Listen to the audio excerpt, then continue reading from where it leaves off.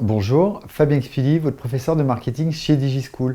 Nous allons dans cette vidéo voir deux exemples de paramètres pour fixer les prix.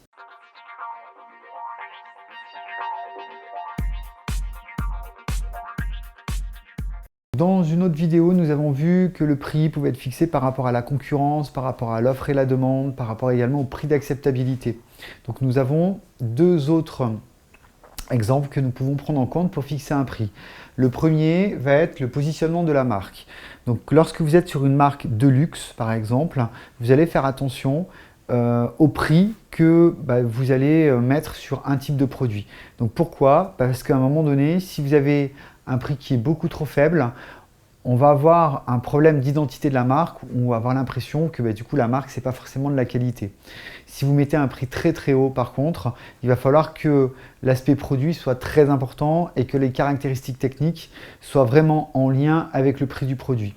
Vous avez par exemple la possibilité d'acheter des produits où vous allez avoir un prix qui passe du simple au triple voire au quadruple. Donc pour cela, on est bien d'accord que les éléments du marketing mix, comme le produit ou la distribution, doivent être adaptés à ce changement de prix. On va également avoir une fixation du prix par rapport aux coûts directs et par rapport aux coûts indirects. Donc qu'est-ce qu'on appelle les coûts directs? Ça va être les coûts de production des produits en fonction des coûts d'achat, des coûts fixes et variables que représentent les charges directes. Donc c'est-à-dire lorsque vous faites acheminer un produit en particulier, on va avoir les frais de transport, on va également peut-être avoir les frais au niveau des coûts des matières premières, on va peut-être avoir les frais de vente, on va peut-être avoir des frais de livraison. Donc tous ces éléments-là, c'est ce qu'on appelle les coûts directs. On va aussi avoir par exemple les charges variables ou les charges fixes qui peuvent être par exemple les salaires, les charges variables qui peuvent être liées du coup à la quantité de produits vendus par rapport aux matières premières. Plus on achète et plus on peut avoir des réductions intéressantes.